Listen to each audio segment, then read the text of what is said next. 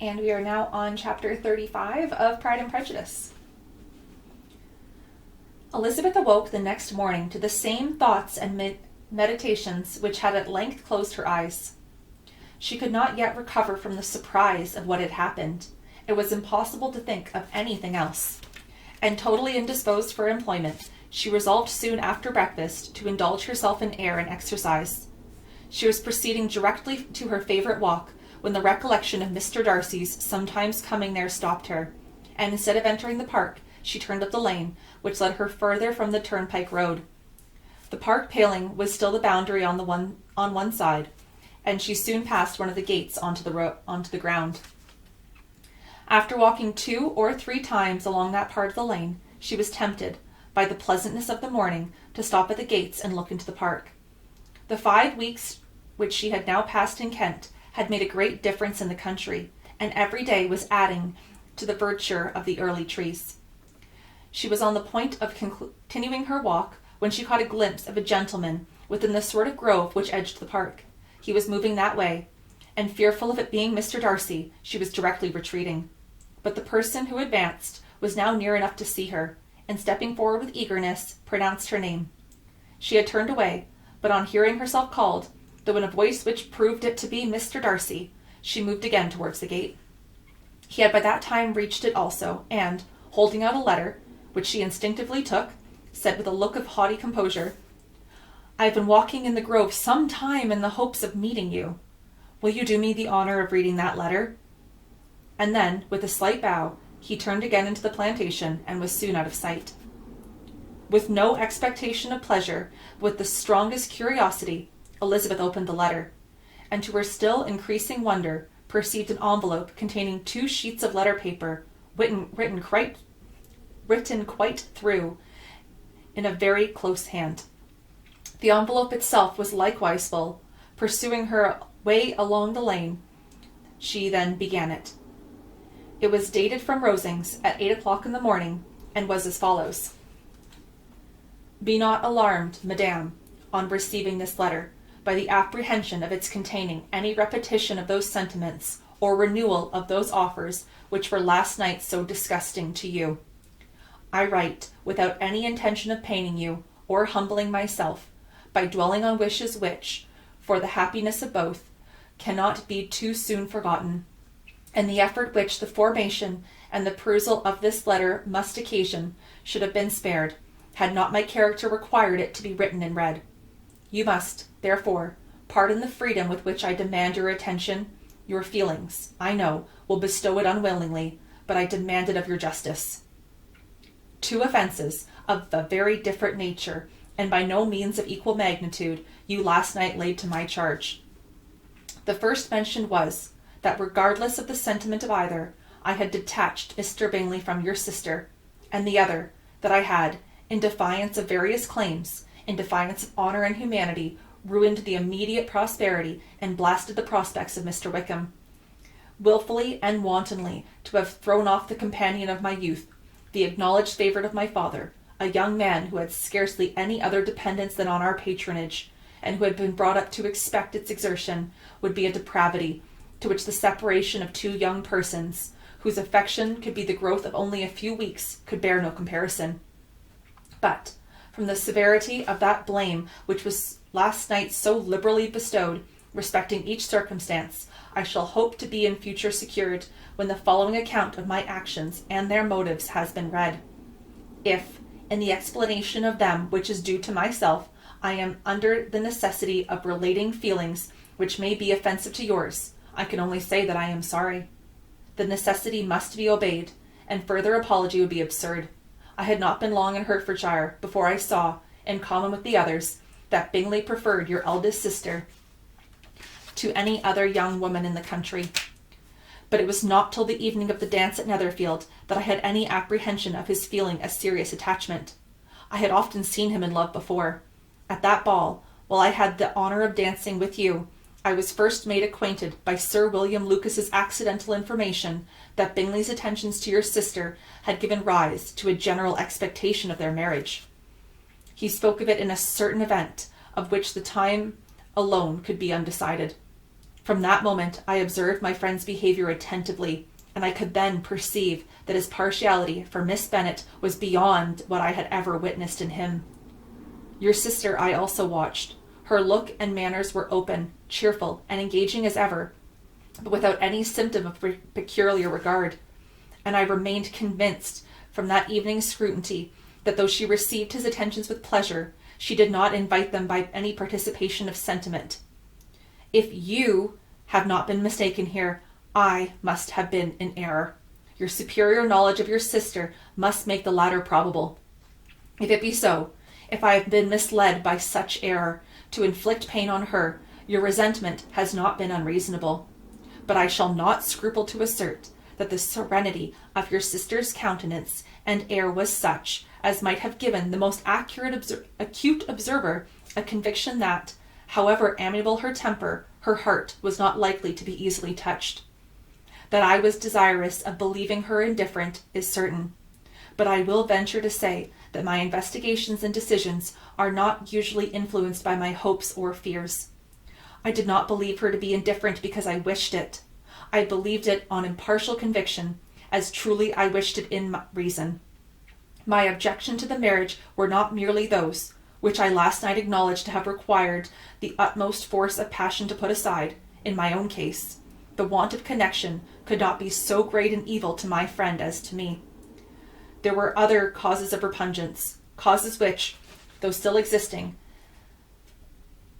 and existing to an equal degree in both instances, I had myself endeavoured to forget, because they were not immediately before me. These causes must be stated, though briefly. The situation of your mother's family, though objectionable, was nothing in comparison to that of the total want of propriety so frequently, so almost uniformly betrayed by herself, by your 3 younger sisters, and occasionally by even your father. Pardon me. It pains me to offend you, but amidst your concern for the defects of your nearest relations, and your displeasure at this representation of them, let it give you consolation to consider that, to have conducted yourselves so as to avoid any share of the like censure, is praise no less generally bestowed on you and your eldest sister than it is honourable to the sense and disposition of both. I will only say farther, that from what passed that evening, my opinion of all parties was confirmed, and every inducement heightened, which could not have led me before, to preserve my friend from what I esteemed a most unhappy connection. He left Netherfield for London on that day following, as you, I am certain, remember, with the design of soon returning. The part which I acted is now to be explained. His sister's uneasiness had been equally excited with my own, and our coincidence of feeling was soon discovered, and, alike sensible that no time was to be lost in detaching their brother, we shortly resolved on joining him directly in London. We accordingly went, and there I readily engaged in the office of pointing out my friend the certain evils of such a choice. I described and enforced them earnestly, but, however this remonstrance might have staggered or delayed his determination, I do not suppose that it would ultimately have prevented the marriage, had it not been seconded by the assurance, which I hesitated not in giving, of your sister's indifference. He had before believed her to return his affection with sincere, if not with equal regard. But Bingley has a great natural modesty, and with a stronger dependence on my judgment than his own. To convince him, therefore, that he had deceived himself was no very difficult point. To persuade him against returning into Hertfordshire, when that conviction had been given, was scarcely the work of a moment. I could not blame myself for having done thus much. There is but one part of my conduct in the whole affair on which I do not reflect with satisfaction. It is that I condescended to adopt the measures of art so far as to conceal from him your sister's being in town. I knew it myself, and it was known to Miss Bingley, but her brother is even yet ignorant of it. That they might have met without ill consequence is perhaps probable, but his regard did not appear to me enough extinguished for him to see her without some danger.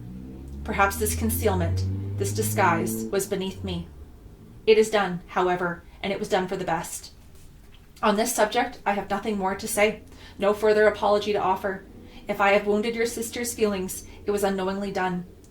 And though the motives which governed me may to you very naturally appear insufficient, I have not yet learnt to condemn them. With respect to that other, more weighty accusation of having injured Mr. Wickham, I can only refute it by laying before you the whole part of his connection with my family. Of what he has particularly accused me of, I am ignorant, but of the truth of what I shall relate, I can summon more than one witness of undoubted veracity.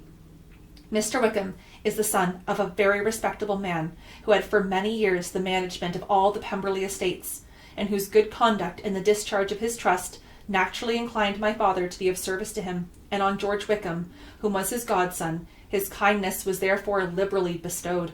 My father supported him at school, and afterwards at Cambridge. Most important assistance, as his own father, always poor from the extravagance of his wife, would have been unable to give him a gentleman's education.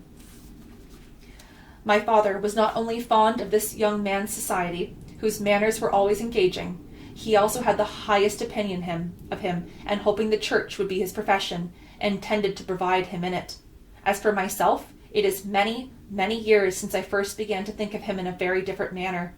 The vicious propensities, the want of principle, which he was careful to guard from the knowledge of his best friend, could not escape the observation of a young man of nearly the same age with himself, and who had opportunities of seeing him in unguarded moments, which Mr. Darcy could not have, his father. Here, again I give you pain, to what degree you can only you can tell. But whatever may be the sentiments which Mr. Wickham has created, a suspicion of their nature shall not prevent me from unfolding his real character. It adds even another motive. My excellent father died about 5 years ago, and his attachment to Mr. Wickham was the last so steady that in his will he particularly recommended it to me to promote his advancement in the best manner that his profession might allow, and if he took orders, desired that a valuable family living might also be as soon as it becomes vacant. There was also a legacy of £1,000. His own father did not long survive mine, and within half a year from these events Mr. Wickham wrote to inform me, having finally resolved against taking orders, he hoped I should not think it unreasonable for him to expect some more immediate pecuniary advantage in lieu of the preferment, by which he could not be benefited. He had some intention, he added, of studying the law, and I must be aware of the interest of £1,000 would be a very insufficient support therein. I rather wished than believed him to be sincere, but at any rate was perfectly ready to accede his proposal. I knew that Mr. Wickham ought not to be a clergyman. The business was therefore soon settled. He resigned all claim to the assistance in the church, were it possible that he could ever be in a situation to receive it, and accepted in return £3,000. All connection between us seemed now dissolved. I thought too ill of him to invite him to Pemberley, or admit his society in town. In town I believe he chiefly lived, but his studying the law was a mere pretence, and being now free from all restraint, his life was a life of idleness and dissipation. For about 3 years I heard little of him, but on the decease of an incumbent of the living which had been designed for him, he applied to me again by the letter for the presentation. His circumstances, he assured me, I had no difficulty in believing it, were exceedingly bad. He had found the law a most unprofitable study, and was now absolutely resolved on being ordained, if I would present him to the living in question, of which he trusted there could be little doubt, as he was well assured that I had no other person to provide for, and I could not have forgotten my revered father's intentions. You will hardly blame me for refusing to comply with this entreaty, or for resisting every repetition of it. His resentment was in proportion to the distress of his circumstances. He was doubtless as violent in his abuse of me to others, and his reproaches to myself. After this period, every appearance of acquaintance was dropped. How he lived, I know not, but last summer he was again most painfully obtruded on my notice. I must now mention a circumstance which I would wish to forget myself, and which no obligation less than the present should induce me to unfold to any human being. Having said thus much, I feel no doubt of your secrecy. My sister, who is more than 10 years my junior, was left to the guardianship of my mother's nephew, Colonel Fitzwilliam, and myself. About a year ago, she was taken from school and an establishment formed for her in London, and last summer she went with the lady who presided over it to Ramsgate, and thither also went Mr. Wickham, undoubtedly by design, for there proved to have been a prior acquaintance between him and Miss Young, in whose character we were most unhappily deceived, and by her connivance and aid he so far recommended himself to Georgina, whose affectionate heart retained a strong impression of his kindness to her as a child, that she was persuaded to believe herself in love, and to consent to an elopement. She was then but 15, which must be her excuse, and after stating her imprudence, I am happy to add that I owed the knowledge of it to herself. I joined them unexpectedly a day or two before the intended elopement, and then Georgina, unable to bear the support of the idea of grieving and offending a brother whom she almost looked up to as a father, acknowledged the whole to me. You may imagine what I felt and how I acted. Regard for my sister's credit and feelings prevented any public exposure, but I wrote to Mr. Wickham, who left the place immediately, and Miss Young was of course removed from her charge. Mr. Wickham's chief object was unquestionably my sister's fortune, which is £30,000, but I cannot help supposing that the hopes of revenging himself on me was a strong inducement. His revenge would have been complete indeed. This, madame, is a faithful narrative of every event in which we have been concerned together, and if you do not absolutely reject it as false, you will, I hope, acquit me henceforth of cruelty towards Mr. Wickham. I know not in what manner, under what form of falsehood he has imposed on you, but his success is not perhaps to be wondered at. Ignorant as you previously were of everything concerning either, detection could not have been in your power, and suspicion certainly not in your inclination. You may possibly wonder why all this was not told to you last night, but I was not then the master enough of myself to know what could or ought to be revealed. For the truth of everything here related, I can appeal more particular to the testimony of Colonel Fitzwilliam, who, from our near relationship and constant intimacy, is still more, as one of the executors of my father's will, has unavoidably acquainted with every particular of these transactions. If your abhorrence of me should make my assertions valueless, you cannot be prevented by the same cause from confiding in my cousin, and there may be the possibility of consulting him. I shall endeavour to find some opportunity of putting this letter in your hands in the course of the morning. I will only add, God bless you. Fitzwilliam Darcy.